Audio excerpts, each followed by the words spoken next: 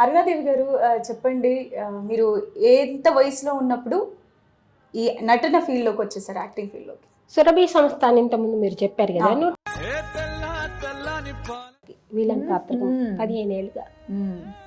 ఎంత వయసులో ఉన్నప్పుడు వచ్చారండి? నార్మల్ గా మీకు ఎంత వయసు ఉన్నప్పుడు ఇందులోకి ప్రవేశించారు? అంటే పుట్టుక ఇందులోనే కదా, ఇందులోనే అమ్మా నాన్నల్ని చూస్తూ పెరిగాము, నేర్చుకున్నాము. ఇప్పుడు రన్ అవ్వట్లేదండి? ఒక 5 కంపెనీలే ఉన్నాయి. అంతకు ముందు ఎన్ని ఉండే బానే. ఒక ప్రపంచీకరణ నేపథ్యంలో నార్మల్ గా డెవలప్మెంట్ అయ్యి సురభి నాటకం లేని రోజే లేదు.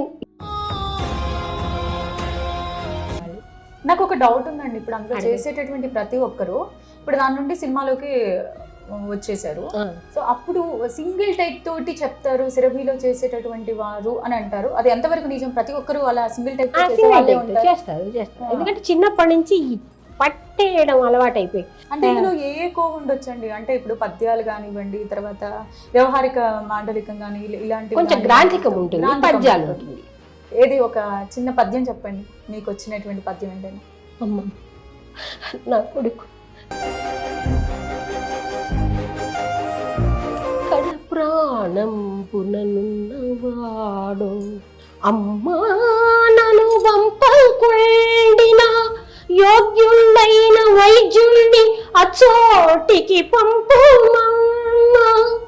చెప్తూ ఉంటే నార్మల్ గా నేను నార్మల్ గా ఇలా చెప్తూ ఉంటారేమో అనుకున్నాను, బట్ మీరు చెప్పేటప్పుడు ఆ శోకం కూడా వచ్చేస్తుంది. చిన్నప్పుడు నేర్పారు అమ్మ వాళ్ళు. ఇంకా ఈ భాగాలలో ఏముంటాయంటే, ఇప్పుడు మీరు పద్యాలు పాడారు, పద్యాలతో పాటు హరికథ, హాస్యాలు ఉంటాయి, నవరసాలు ఉంటాయి, అన్నిట్లో నవరసాలు ఉంటాయి. అంటే ఒక్కలే అంటే చెప్తూ అక్కడికి నారదుడు వెళ్ళాడు. ఏమిటి రామభద్రుడు రేపు పట్టభద్రుడవునా, అది మొదలు తుది ఎరుంగని దశరథుని ఆజ్ఞయ, అందులకు మూల కూర్చొని ముక్కు మూసుకొని మూఢుడైన ముస్సలిముని ఆమోదం, ఆపై కౌసల్యాదేవి దాన ధర్మ సంరంభం. ఏమి వింత, ఏమి వింత.